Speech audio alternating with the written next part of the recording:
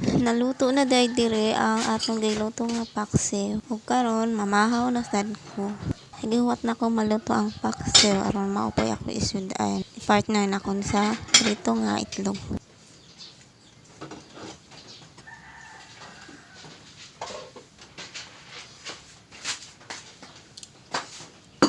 Wala kay ko diri nagistorya kay na akong mother. Wala pa nit nakabaw nga nag-vlog na dai ko diri sa YouTube. Wala kasi ako nag-post sa YouTube lang ko nag-post. Mamahaw na tanin nyo.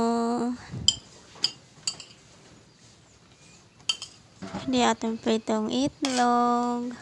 Bungkag. Sunny side up man ta na oy. Amot nganong naingon ana. Inom sa tagtubig kay morag nadun lang na jud ko diri. Sa buhok naglabigar na siya day. Napasbuhol. Napasbuhol. Naman sa CDO. CDO. Naman kung Manila, Mindanao na. Trendin kay baha. Ngayon sa Bagyo.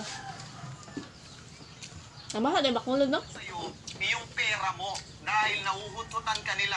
In short, Mali sabi ko sponsor ba ka nila. So, sa halip ng ginagawa mo, nagsusugal ka or ini-sponsor Wala, mo yung mag-baby ibang na. babae, bakit hindi mo na Kuan lang man siya no, uwan i-focus pisin. at i-full time Kusog ang uwan. yung pera Ah, dito nag-uwan na po dito dito karon sa Manila. Ah, hindi nang Serendin kay mo agi man naglusor sa ang gawas. Palawan? Ha? Sa Ilnido naman ka agi? Asa? Ilnido, Palawan. para kumita Dito ng sa Palawan pera. Yung asawa mo at Ano yung kung anak ano mo yung yung tutulong sa'yo. Oo, Kaya ginagawa ang dito. masakit. Ano, Lusor naman ang Palawan. Ubos naman.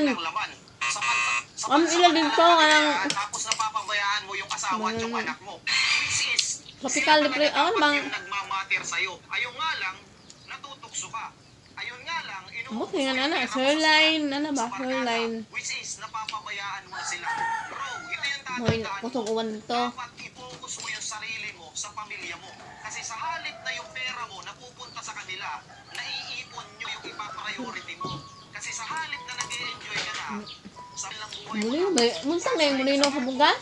kikita ka na Muntang na yung mulino? sa mo, babalik ka na naman sa barko kasi wala Ang ka mulino ng pa pera. nga dyan. Ulit ako bang hato? Na kumikita ka na, Uy, tapos buwad ano no? i-invest yun na. Matuhan nga. Ano nga? Mulino lang na dito eh. Retirement mo. Kaya ang nangyayari, Iba na dahil sa dugmo. pagiging sugaran mo, Sagol na lang ay. Tangga dago din nagdugmo kay kuan na. Tangga dukon un.